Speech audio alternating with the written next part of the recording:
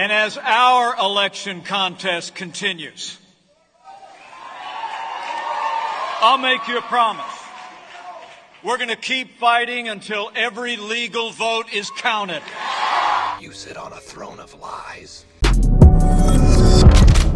What's up, guys? It's your boy Benny. I'm no lawyer, but man, I can read a document, and this is an incredible line out of the indictment against Donald Trump. Just remarkable here. Check this out.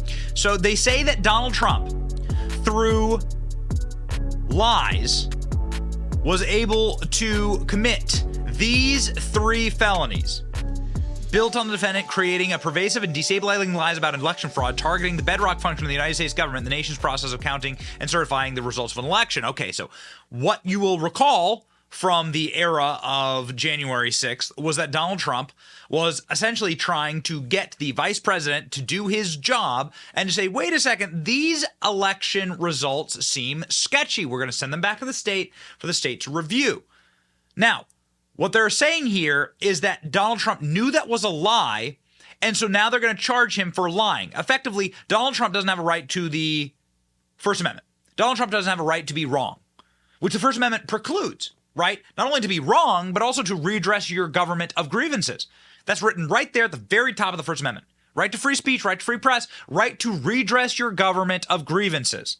So I'm not going to try and put Donald Trump in jail for the rest of his life because he followed the letter of the law inside of the First Amendment. This is a very important section here. This is what so many people are just laughing their off about because this has never been done in the history of the United States. This is so embarrassing that all you had to do was rewind the clock back a couple of years to find op-eds inside of the Washington Post saying that Clinton should do the same thing. The Constitution lets the Electoral College choose the winner. They should choose Clinton. Oh, interesting. Who's this? This is from Lawrence Lessig, a professor at Harvard Law School, saying effectively that the conventional wisdom tells us the Electoral College requires a person to vote the popular vote for the president. That view is an insult to our framers. It's compelled by nothing in our Constitution. It should be rejected by anyone with the understanding of democratic traditions. Most importantly, the elections themselves.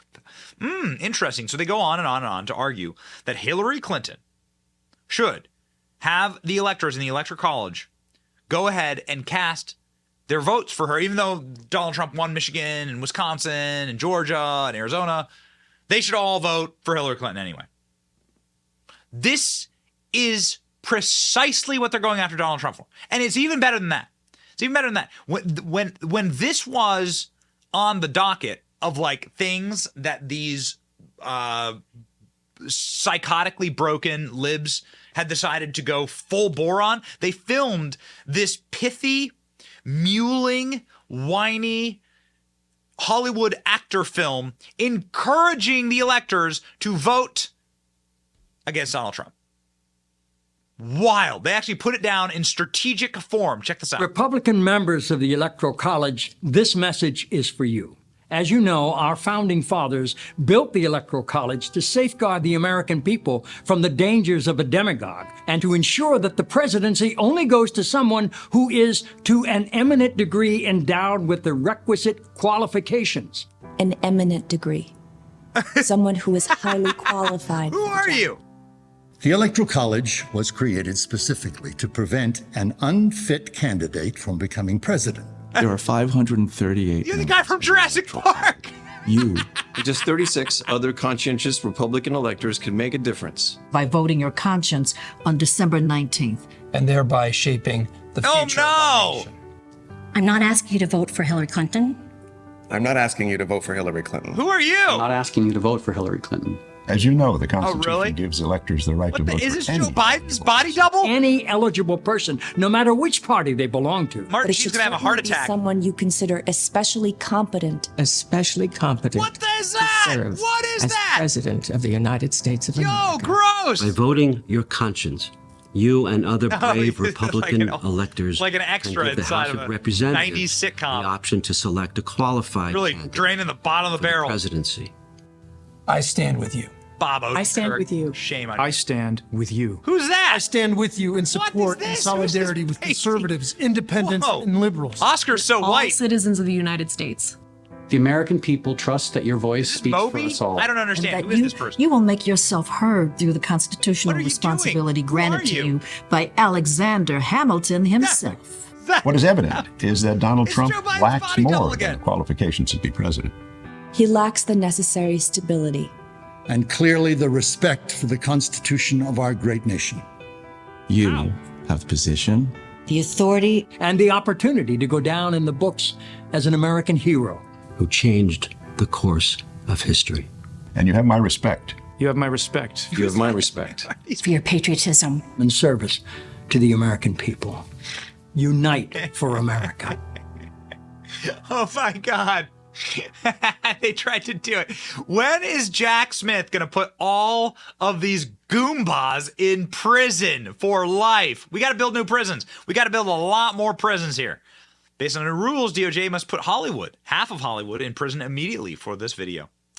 Yeah, because they're all saying the exact same thing that Donald Trump was saying, which is that you can have the electors be sent back to the states. This is a thing in our Constitution. You are allowed to save this. You are allowed to say this. You are also allowed to redress your government grievances. They cut videos about it. Who are these people? Who are these people? Who's that? Who are the who is this? What is she? Is this a Muppet? This isn't a real person. This has got to be a Muppet. This has got to be a Muppet. That's not a real person. No way. No way. Would they find her stuck to the bottom of a boat? Who is that? By the way, is there not a single black person in this video? It's not a single black person. Oscar's so white. There's not a single black person in this video. You couldn't get a single actor of... Oh, okay. You got the guy from Jurassic Park? Maybe Joe Biden could use that guy to go into the... Who's this guy? He looks like an NPC. This looks like an NPC in real life. This is IRL NPC. I'm reading what the script tells me to read. Who's this guy? Eat a cheeseburger, dude. Again, like, they couldn't find any, like, again, actors so white. Man, they should be sued for this. How are these people living? How are they living? Who are these guys? Where's the guy in the yellow? Where's the guy in the yellow cardigan? That guy's my favorite. I don't know. Who are they? Look at this guy. What a turd. Dude, it gets worse. Check this out. These people are such clowns. Jack Posobiec has Van Jones on CNN explaining how the candidates are legally allowed to contest elections. Oh, interesting. Why would CNN devote an enormous amount of resources to this segment unless it's true? Like, right? I know CNN is fake news, but they go through and read the receipts here. Check it out. President. Federal law says all election disputes at the state level need to be wrapped up by December 8th so the electors can cast their ballots on December the 14th. Now, each state governor has got to certify the electors' votes and then send them on to Congress. So the results aren't official until the new Congress counts those ballots on January the 6th. Now, it's usually a straightforward process, but let's say one of the candidates questions the legitimacy of the state's count. The governor could choose not to certify the electors' votes. Or, though this is really unlikely, the state legislature could decide to contest the election and send a different count to Congress, meaning Congress could end up with no results or with competing results from the same state. Now, that's a violation of federal law, so Congress would no longer have to honor that state's electors at all. Now, the House and the Senate can then decide which result is valid or throw out the votes from that state altogether. Now, I know you think I'm crazy, but this actually happened. It was 1876, shortly after the Civil War. Samuel Tilden won the popular vote, but there were 19 electoral votes in dispute. Congress had to step in and broker a compromise. Rutherford Hayes was eventually named president in exchange for the end of Reconstruction and the withdrawal of federal troops from the South. Here's where things get even more interesting. If a candidate still doesn't have a majority of electoral votes by the end of this process, the 12th Amendment says The House of Representatives decides who will be president, and each state delegation gets one vote. The Senate picks a vice president. No matter what happens, somebody has got to take the oath of office on January 20th. So help me God. If both the president and the vice president are still undecided, the Speaker of the House temporarily gets that job. Oh, wow. CNN, fake news? Are they fake news now? Are you going to lock up CNN? The humiliation, the embarrassment, it has absolutely nothing to do with any principle. It has nothing to do with any law. It has nothing to do with Donald Trump even, or Joe Biden. It has to do with insulated, fossilized, barnacleized power inside of Washington, D.C., and those who wish to keep it forever, those who wish to say who can run for president and who can't, who can win the presidency, and how long they can remain in the presidency. Wink, wink, Richard Nixon, JFK. That's what this is all about. That's it. So let's drop the precondition that this is about any type of law and order. This is about pure, raw exercises of power. They hated the fact that they got humiliated in 2016, and they will never get over it. It caused a psychotic break, and now they want to burn the place down. That's it. That's what's going on.